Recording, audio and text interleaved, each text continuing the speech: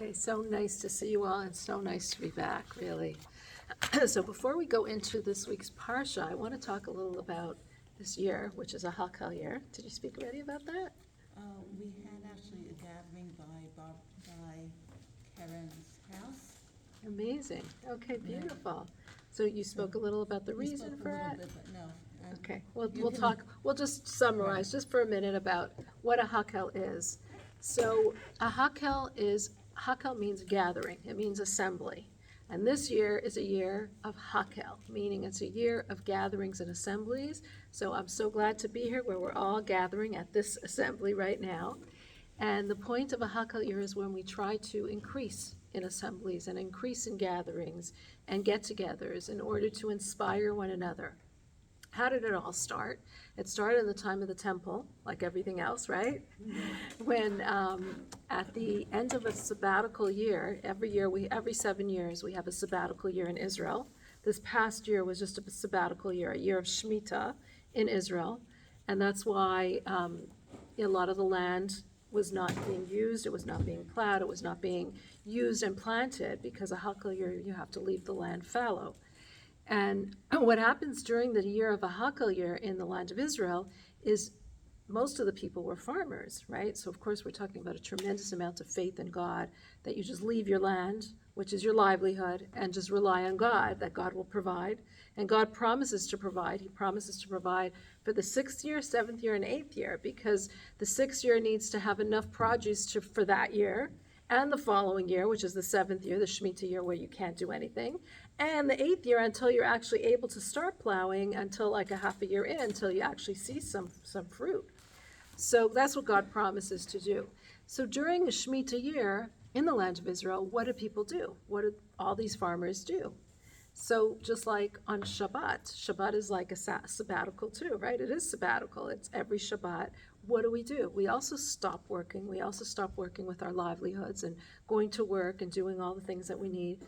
And instead, we're supposed to just rest in terms of not doing all these things that are not permitted. Work is not permitted on Shabbat. So what do we do on Shabbat? Well, what we're supposed to be doing on Shabbat is not only taking our naps and eating good foods, what we're really supposed to be doing is learning extra Torah, like refocusing, reprioritizing, taking that time to really think about life and think about our priorities, think about meaning in life, and in that way infuse the entire coming week with more of a purpose and more of a focus. So what did the Jews in Israel do during a Shemitah year? They used to sit and study Torah. Many of them would study Torah because they weren't busy earning a livelihood. So at the end of that year of Shemitah, which would be the high holidays, people would all gather from all around, all over Israel. They would gather to the temple. And then the holiday of Sukkot, Rosh Hashanah, Yom Kippur, then Sukkot is when the pilgrimages would all come. Sometime during the holiday of Sukkot, the king would gather together all the people. And before he would gather together the people, actually the Kohanim, all the priests, would blow golden trumpets throughout the city to announce this very tremendous gathering, this ingathering. And everyone would be there. It was a tremendous event that everyone would be there. Men, women, children, everyone would be there. In fact, it was even reminiscent of Matan Torah, the time when we received the Torah, when everyone was there, men, women, and children. And it's supposed to remind us of Matan Torah, of the giving of the Torah at Har Sinai, when God gave us the Torah, and we were all gathered there, all of us, men, women, and children. Everyone was important. Every person needed to be there. And so too, in this Hakhel gathering, the king would read to all the nation, men, women, and children, portions from the Torah. And in this way, we would again refocus our purpose and it was kind of like a mission statement, like a purpose of statement, that we would refocus. And now we're going back everyone's going back to their work world and to earning their livelihood and to whatever part of Israel that they were from. And now this Hakhel gathering was supposed to reinvigorate us so that we can go back with purpose. So that was done during the time of the temple. Now the Lubavitcher Rebbe says we have to first of all prepare, because soon the Beis HaMikdash, the temple, is going to be built again with the coming of Mashiach. And the Rebbe was also so into people getting together and inspiring one another and infusing and reinvigorating one another. So he said that we can really do this Hakel mitzvah today. How do we do it today? By gathering together. And he said, not only are we supposed to gather together on Sukkot, but this entire year is supposed to be a Hakel gathering year, a year where we can all be a leader. We can all gather together, people around us, because he says, just like the king used to gather all the people together, we are all a king in our own way, whether it's a king to our families, whether it's a king to our communities, whether it's a king to people that we are friends with. We are all have some kind of sphere of influence. We have people that we can influence, people that we can surround ourselves with to help inspire all of us. So he encouraged people to make as many gatherings this coming year as we can. Men, women, children, whoever we can do gatherings with. And it could be your family, your immediate family. It could be a Hakel gathering on Shabbat and get everyone together and say, okay, let's just say a few words of Torah or say a story that's inspirational or sing some songs that inspire us. Anything that's going to help us to refocus ourselves with our statement of purpose and knowing where and what we're supposed to be doing. So this year is a very special year for Hakel gatherings, and we can all take part and do it in our own communities, in our own with our own neighbors, with our own families, and like the Rebbe says, anyone who knows an aleph, teach it. So we all can teach something. We all have something to give. We all have something to contribute, and this is a great year to really think about how we can do that, how we can increase these gatherings. Okay, so that's about Hakel. Now let's go to this week's Torah portion, which is Parshas Noach. And this is really our Hakel gathering, so we can talk about some words of Torah on this week's portion. So Parshas Noach is right after Parshat Bereshit, right? The first parsha of the Torah. Parshas Bereshit, we have the creation of the world, and then as we see towards the end of the parsha, well, even at the beginning, right away at the beginning, we have the sin, the banishment from the Garden of Eden. They're not following God's will. The generation is getting lower and lower and lower and more degenerate. Cain kills Hevel. And we see that there's a lot of immorality. And rather than we would think God's creating this world, he's living in this world, it's time for us to get to that place where we're supposed to go to. The whole purpose of this world is to bring us closer to God and to bring us to the time period of Mashiach.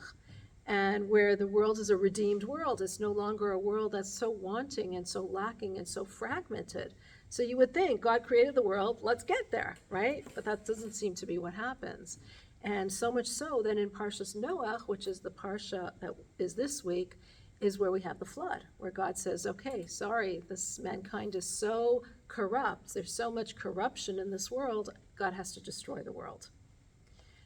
So this is where we are at Parshas Noach, and we would think that the name of the parsha would somehow signify this, and yet the name of the parsha is Noach, which is called after Noach. But the word Noach also means, anyone know? Noach, nachas, it's a kind of tranquility, a kind of peacefulness, almost restfulness and tranquility. So it's fascinating that the name of the parsha, where the entire world is destroyed, right? The entire world, except for a few, Noach and his children, Noach and his wife and his children, everyone else is destroyed. Why is this week's Torah portion called Noach, which means tranquility? And so what we really need to understand is, and this is really what we can understand about the challenges and difficulties in our own lives, which is really what a lot of this flood is all about. In fact, the word for flood in Hebrew is called Mabul, which comes from bilbul. Anyone know what bilbul is? Bilbul is like when you're just feeling so fragmented and just like so everything's coming at you, right? And you just feel like just picture those waters of the flood. Everything's just coming down, just flooding you. It's when you talk about the flood of life, it's like such a difficulty and such a confusion that you feel just total chaos and confusion. So again, why is this week's Torah portion called Noach when we're talking about Mabul, which is a flood? It's about the flood of life, the flood of confusion, the flood of difficulty, and the flood of challenge. Because really there's a message here, and that is that when we have a challenge in life, or when we have even the Mabul, which destroyed all of mankind except for Noach and his children, it wasn't there. Some people look at God as this God with this big stick, and he's out to get you, and he's just standing there waiting to see, are you doing good or not, right? We don't look at God in that way at all. God is a God of kindness. God, the God of Judaism, the God of Torah, is a God that loves us. He's a loving Father. Like we just said, Avinu Malkeinu. We just said in the High Holidays prayers, our Father, our King. He's our Father. He loves us. And everything that God does then is and must be for our own good. So even when we had something like this Mabul, this confusion and this flood that wiped out so much of humanity, it was done in order for there to be this tranquility, for there to be something positive. And we're told that after the flood, God comes and he says, I'll never make this flood again, right? He makes this rainbow and he says, I won't make this flood again. This is a sign that I won't do it again. And God wasn't saying, like, this is a sign because if I want to, I'll stop. He's saying, this is a sign that I won't need to make a flood again. Because the Mabul introduced a new concept to humanity, and that was the concept of reflection, reflecting on yourself, thinking about what was done, and being a more refined world where we're ready to then accept things and actually do teshuvah, to repent. Because we're not meant to be perfect people. That's not who we are. We're not meant to be perfect people, but we are meant to repent when we do wrong, to do teshuvah when we do wrong. But in order to do teshuvah, you have to be open to teshuvah. You have to be a person who's open to say what I did was not right. And as we're going to see, that's really a sign of the rainbow, which we're going to talk about in a minute, that it allows people to be more open and to actually see things from a different perspective.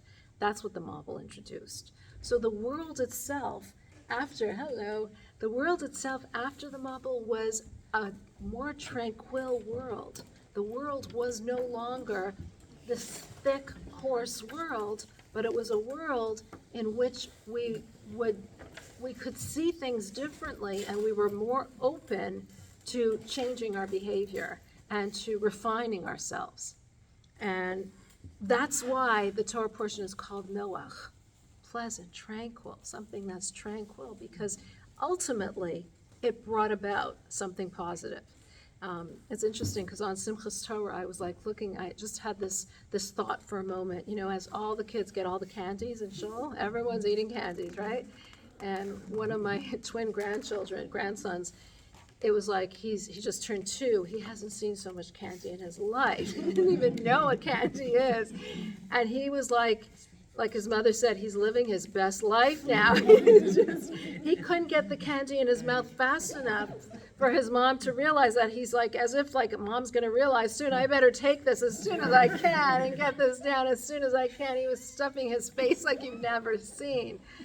And, for a moment, I just thought for a second, like, imagine if these kids would be given carrot sticks, right? The kid would think, oh, I'm so not blessed.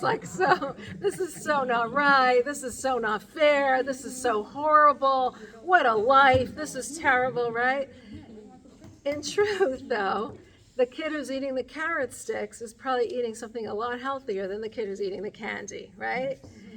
And so, this is really what we can look at all of our challenges in life. We look at it and we say, oh, I got the carrot stick. Come on, why does she get all the candies? Why is that person always so lucky and get all of the good things in life? And we look at our own challenges that way. Like when we get we're happy to get the candies. We're not happy to get the carrot sticks or the celery sticks. And we feel so neglected, right, when that happens. And yet, in truth, if we had a bigger perspective, it's when we get the carrots that we're really being gifted the best things. So really, this is teaching us to some extent how all challenges are the challenge of the Mabul, of course, was a devastating challenge, but it changed the world. It changed the very fabric of the world. Just like many times, hello, welcome. No problem. Just like many times our own challenges that we have in our lives, they change the fabric of who we are. You know, at our core, we become different people. We become more refined individuals. We're not as coarse as we were. We change in our very essence. We don't like those challenges. It feels horrible when we're going through those challenges, but really those challenges are, we can say, gifts from God, gifts that we don't want, gifts that we say, please God, teach it to us in a different way. But nevertheless, these are gifts in how we can change our perspective and become deeper, more receptive human beings who are more receptive to the pain of others, more receptive to understanding and perspective. That's what a challenge does. And that's really what the whole flood situation here was all about. Changing humanity, changing the world itself, changing even the physical aspects of the world. And we see that in the rainbow, because the rainbow, what is a rainbow? Anyone know what a rainbow is? Like, how do you see a rainbow? Scientifically or? Yeah, The scientifically. water particles Yeah, reflect the the light. light and the prism. Right, It has to be exactly. a certain temperature And you have to yeah, stand at a yeah. certain vantage point, right? It's always against the sun, It's always against the sun. against the sun. So the sun has to reflect on this like droplet of water, and you have to stand at a certain vantage point that you're seeing that reflection and refraction of the light. So that's what, sorry? It's a byproduct of an event. A byproduct of an event. And the event is actually the reflection of the light of the sun, the reflection and refraction of the light of the sun that you're seeing and that you're standing at a vantage point where you could actually see it. So what does it mean, like that God created the rainbow only after, you know, God suddenly created the rainbow? Like, what was created after the Mabul, after the Maybe flood? The ability to see the rainbow. The ability to see the rainbow. And actually, it says that the physical reality actually changed, that it used to be much more dense. It was more dense. It was thicker before the Mabul. I mean, we do see different changes physically after the Mabul, like people didn't live so long, right? First, the lifespan of human beings was in the 900s, and then we get back to like the 150, 175, 200, but like nowhere near the 900 range, right? So there was definitely changes in the atmosphere in terms of the Mabul. And one of the changes that that Hasidus and mysticism says is that actually the atmosphere changed in such a way that it was no longer so thick and so coarse. So now the droplets of water were able to reflect light. Before, they didn't reflect light. The light just went in them and it didn't reflect back. Now they were able to reflect the light. And that's similar to how people became, that they were able to reflect. Before that, they were just, we want to get, we want to receive, we want things for ourselves. Afterwards, after the Mabul, there was a new reality where people were willing to give to others, to reflect to others, to shine their light onto others, and to see someone else shining their light. So there was this spiritual change that happened in the time of the Teva, the time of the flood, that actually affected not only the physical reality, but the spiritual reality. And it was that spiritual reality that caused that it should be called Noach, this time of tranquility, because it changed reality. And that's why it doesn't mean that God, what does it mean? That God suddenly created a rainbow? No, God didn't create a rainbow, but the reality changed in such a way that the rainbow became created because physical reality actually became different, just as spiritual reality became different.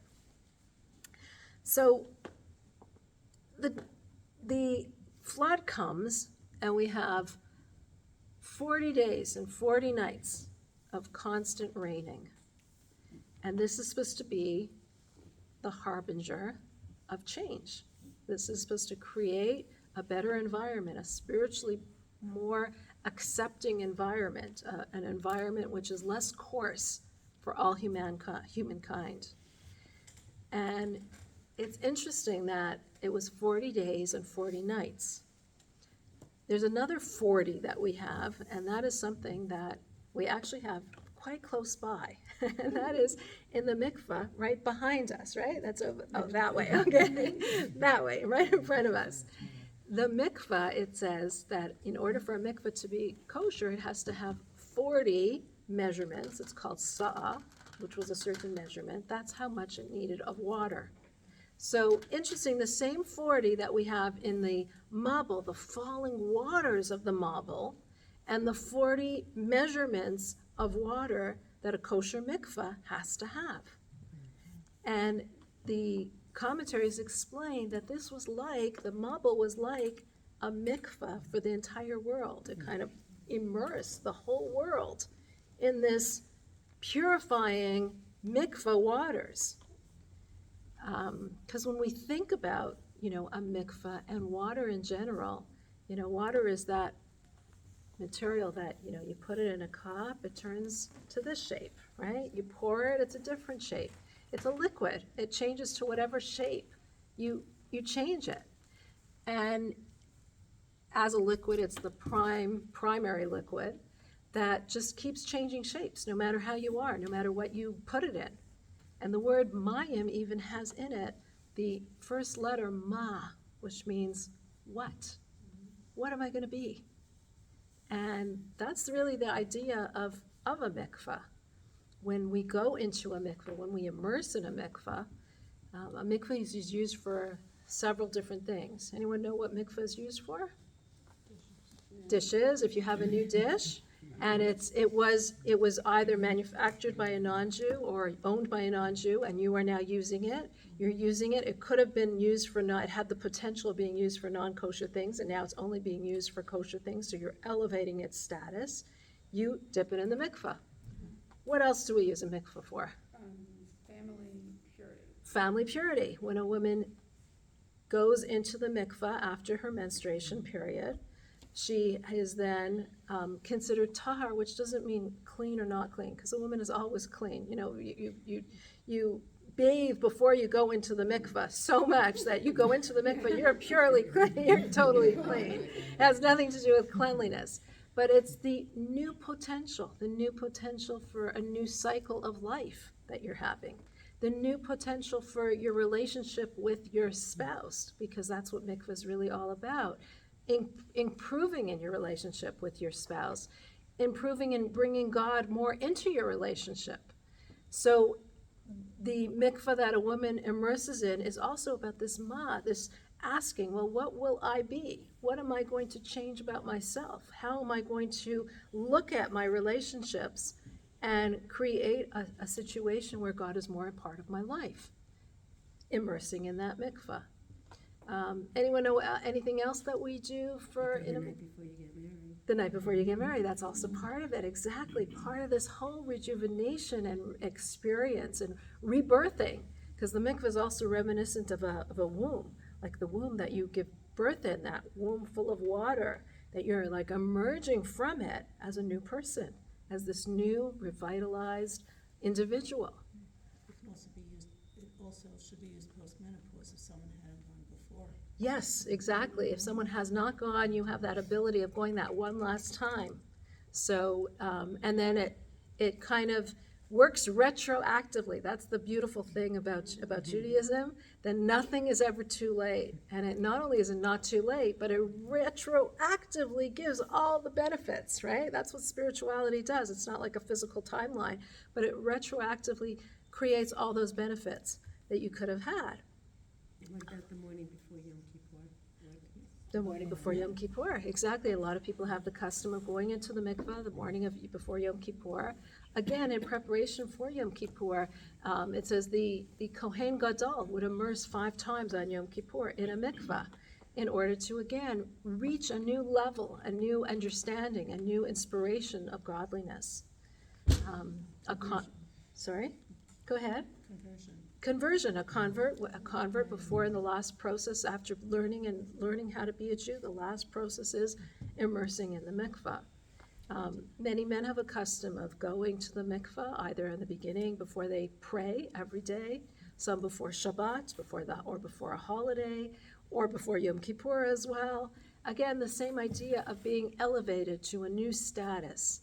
So this concept of water as purification is a concept where we see used many, many times, where it kind of elevates us. It helps us to ask about. It also connects us to those first rain waters, which were completely purified and undefiled by human touch. But this was the rain waters. It's every mikvah has underneath it at least some kind of system where it's gathering rainwater, and it flows freely and naturally. So it might be this separate pool of water underneath or next to it, where it flows freely into the pool of water that you go into, that you don't even realize that it has that, but it's connecting to those original waters from Gan Eden, those original waters of the world. So this is the concept of mikvah, going into the mikvah, and really this was the concept of the mikvah of the world, where the mikvah waters completely cleansed and purified and elevated the world so it could be on a new level of now going again in the correct direction towards a proper path that we see right after. We have Abraham, who was the first Jew, and teaching his children, and finally the path is being more redirected to a path where we're still on today, but we're hopefully getting a lot closer to it, to the end. But in between, Yeah. I know you go see Abraham, but isn't in between the Tower of Babel? Yes, So I guess somebody missed that message. great point. Great point. Yes, they were building this tower, right? And this tower was in order to rebel against God. But look at the difference between the punishment of the Tower of Babel and the flood of Noah. They were dispersed into 70 different languages. That's where languages come from. Whereas by Noah, the entire world was destroyed. And the reason was because even though they were doing something negative, they were doing it in unity, together. So that unity, whereas Noah, it was people were into violence, into stealing, into corruption. And that is something that God says cannot be tolerated. So there was still a way to go, definitely a way to go, but it was a different kind of immorality. Did that happen between? That did happen in between, yes. Is it written in the Torah? Yes, it is right in the Parshas Noach, yes. It's in the Parsha. It is. It is in the same Parsha, yes, yes. And we have the birth of Abraham as well in this week's Parsha. He was actually involved. Yeah. I remember reading somewhere that he was involved before he discovered, God. He was involved in the building, I think, or at least there at that point in time. I remember reading something about that he was there? in Babel at the. Interesting. Yeah, I definitely have read I read something. that also, that's crazy. What? I think I Yeah. You read that too? Hear that? Mm-hmm. I didn't- No, I don't think so. Yes, exactly. Well, Avram was born in 1948, 1656 was the Mabul, and somewhere in the middle, Yeah, it no, was, he was definitely there, because remember, we don't even meet Abraham till he's 75. So 75 years. I think ago- he might have been born, but not in Right, that but he was part. definitely old enough where he was, maybe his parents took him, I don't know. Let's go see what the tower's doing, I mean? Because at three already, he recognized Hashem. Right, At yes, three? yes. Because, so, Yeah. as I said, he could have been living there, Right, but he was living. definitely in that area. As I said. he The was- physical place where he was. Yeah, Right. but I definitely remember reading that, I just am trying to. Okay, that's your homework for next Okay, week. fine. Okay, so let's take a step back. We spoke a lot about this, what it did for the world, what God was doing for the world. Let's talk a little about what Noah had to do and what we can do when we have this situation. So the message of the flood is that there was this Mabul, there was this confusion. Like we said, the word Mabul means bilbul, confusion. There was a lot of confusion and chaos going on. Kind of like sometimes when we wake up in the morning, do any of you feel that chaos? So much to do, the to-do list, there's so many things coming at you, so much responsibility, and you're not sure what to do. Challenges from this side, challenges from that, bad news or it seems like bad news that you're hearing. You feel like you're drowning in challenge. Any of you ever feel that way, like you're drowning? No one feels like they're drowning? Yeah, okay. Drowning in all the things that are just coming at you, right? From all sides. All the time, right? So All day long. all day long. It doesn't even stop in the morning. It gets worse as the day progresses, right? You thought it was bad in the morning, and as the day goes on, there's even more. This flood of challenge and of requirements and to do things, and it seems very overwhelming, right? So what are we supposed to do when we have this Mabul coming at us? Well, the Torah tells us, what do you do when you have all these challenges coming at you? You build a teva. What's a teva?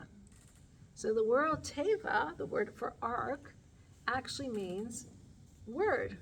The word teva means word. Yeah. So when you are confronted with these floodwaters and challenges and chaos coming at you from all different directions, Torah tells us, build an ark, enter into the world of word. The world of word? What's the world of word? Prayer, Torah study. Meaning, things are coming at you from all directions. You don't know what to start first. You feel like your priorities are completely skewed. You don't know where to begin. Hold on. The world could wait. I first need to get myself refocused. I need to enter into the world of word. Say a prayer. Learn a little something in Torah. Reground yourself, because when you're all over the place, when you're going and running and doing, and it's sometimes you're running after your own tail, right? You don't even know what to do. You're just so focused on running.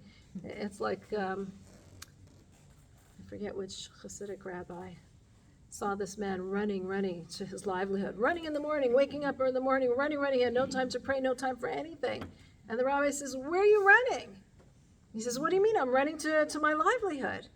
He says, "How do you know if you're chasing your livelihood that it's not behind you?" Right? But sometimes that's how we are. We're just running and doing without even thinking, without that mindfulness, without that intent, without that purposefulness. So that's what chaos is. That you're just running, you're just doing, I gotta do, and you feel this urge, you gotta just do. And Torah says, hold on. Just enter into this world of word. Prayer, Torah study. If song does it for you, do a song, sing a song to God. If writing does it for you, write a journal to God, write a letter to yourself. Stop. Just stop. Enter into the world of purposefulness, the world of the word of Torah study, singing, prayer, songs to God. Stop. And that stopping doesn't have to be all day long, of course. You got to get back into the world. But that helps you to refocus yourself and to reground yourself. So Noah is told, build this teva. And what does he build it from? It says he builds it from gopher wood, which is a flexible kind of wood. And he covers that with this like tar, which is waterproof. And this teaches us something as well about when the world comes at us, what do we need to do? We need to have a certain flexibility, just like the wood that he used. It was a kind of wood that was strong but flexible. There was stronger woods, but he didn't use those stronger woods because those weren't flexible woods. So when we are in a situation, we need to be flexible. We need to be flexible and strong, but flexible. to other options, to other ideas. Doesn't have to be our way or the highway.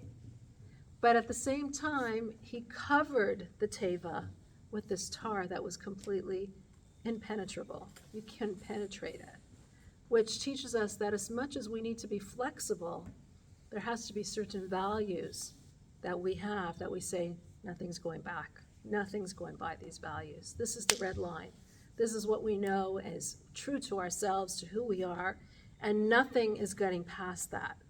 So be flexible, be open to other opinions, other ways of doing things, but when it comes to your values, that's when you say, stop. This is who I am, and I'm not budging. And then when finally at the end of the 40 days and 40 nights, and after waiting and waiting and waiting, should he leave the teva, it says Noah sent a dove, right? First a raven and then a dove. And the dove came back with the leaves of an olive tree. And it's significant that it came back with the leaves of an olive tree, because when you look at an olive, a raw olive, it doesn't look like you can do much with it, right? You ever try biting it? It doesn't taste very good at all. But you can actually squeeze those olives, and those olives are squeezed and they produce oil. So the olive represents something that has potential. It has the potential of what it could be. And when we look at the world, we have to look at it as well with this eye for the potential that it has. What does it have? It might seem like it's nothing, like it's this raw olive that you can't even use or do anything with. But that olive represents the potential for something, for squeezing it and it coming up with tremendous oil. And when we can look at our world around us with flexibility, but still having our values, from a centered point, a centered perspective, because we've said our prayers, we've studied our Torah study, we've come from a place of mindfulness, then we can see our world with a whole new perspective, that suddenly it has so much potential for good. We behold a new world, just like it says Noah went out of the teva and he beheld a completely new world, a world that was immersed in this mikvah and now emerged as this better place. So what I would like us to do now is one more thing, one more point, and then we're gonna turn this to discussion. One more thing, and that is that in the Teva, it says God said to Noah that he should make sohar ta'aseh lateva. You should make this sohar for the Teva. And the commentaries are, Rashi in particular, has two different interpretations. What is sohar? So it seems like it's this light, but what kind of light? One interpretation is that sohar means a skylight. Make the skylight for the teva so that the light can come in. And the other explanation is that he should take this stone which somehow emitted light, the stone that could create this light, that could be illuminating, that could be luminescent. So what is these two understandings when we talk about our own perspective of life? When we talk about our own lives, the sohar that we need to make in our own lives, this light that we need to create, is either a window. What is a window? A window is that you break through something and you see out. The idea is to break through. We see nature all around us, and sometimes nature feels very crippling. This is the rules. This is how it's got to be. If I don't work harder, I don't make money, right? It's not about God helping me. It's all about what I do and my hand and my might that causes the result. Sohar means break through. Break through that little box that you created of the rules of society, the rules of life, the rules of what will be and what has to be. Break through that. Break through that to see the hand of God, how God is in your life. So see beyond the nature even to what's creating the nature, the hand that's making the nature, the hand of God in everything. And the other explanation is the stone was illuminating. how we can see how nature itself is illuminating us. Nature itself is creating the light. So we can sometimes say, okay, I'm going to go beyond nature. I'm going to pass over nature and have God help me and create a miracle for me. And sometimes we can see how even in nature itself is the miracle. Nature itself is the miracle that's happening to us. We see in the nature how things are, you ever have a situation where this happened, very natural, and then another thing happened, very natural, and then another thing happened, and you suddenly realize all the dots connect. And they all happened because I needed to do this or that. And so God just made very simple steps happen so that I can get to where I needed to get.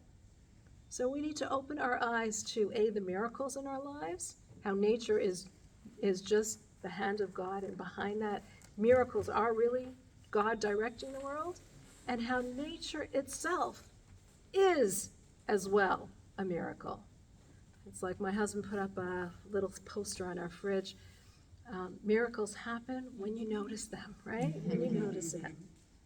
Okay, so what I'd like us to do now is I want you to draw on your piece of paper a little arc with a lot of flood waters all around it, coming down all around it.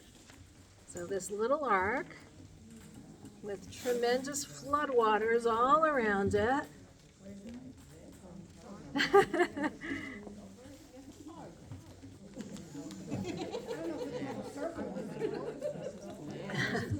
I can't see recipes.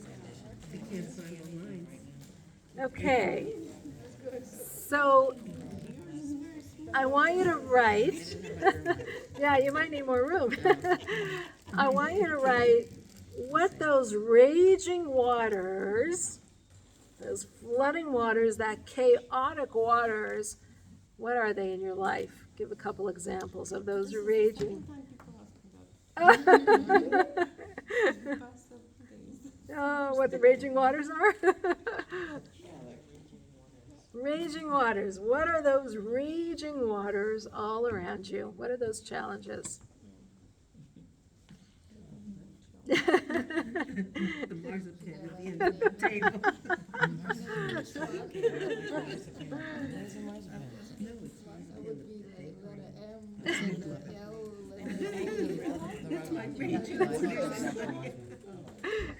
Then I also want you to write the teva. What is your world of word? When you have this chaos all around you, how do you center yourself? What is that perspective that you find?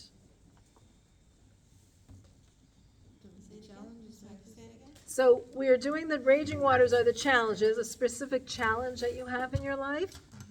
And what are the words, the world of word that you're entering that helps calm you with those challenges, that helps you become centered so that those challenges and those raging waters don't overwhelm you? What are some words that you might say to yourself? What are some thoughts that you might say to yourself?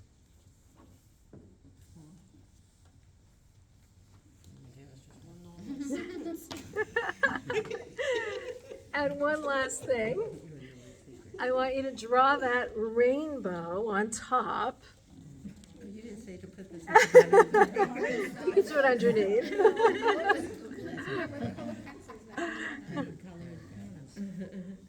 And what are some of the reflections on another, those positive things that you might see on another in your life? Remember, we said the rainbow is the reflections that you see, the light being reflected, but you have to be able to see it. You got to be willing to see it. If you don't open your eyes to a rainbow, if you don't stand to the right, sometimes people say, oh, I saw a rainbow, but you got to actually open and look up and stand in the right place, or you're not going to see that rainbow.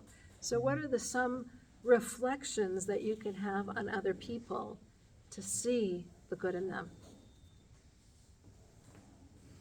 What do you mean? In other words, in order to see the light of a rainbow, you have to stand and look at it, and you have to allow the light to reflect off of them to see this beautiful prism. But if you're not open to see it, in the time of before the Mabul, the light reflected, the light didn't reflect, it just went in. It didn't reflect back. Because you need to be able to reflect back, you need to see something. You need to see the good in another person. You can have someone who's doing all this good in the world, but you might not see it because you don't open your eyes to notice that that person just did a kindness. Does that have to do with our troubles?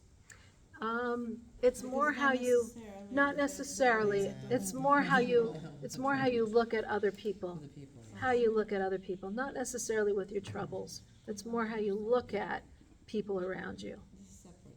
Yeah, yeah. It is separate. It's in your picture because it's the rainbow, but it is separate.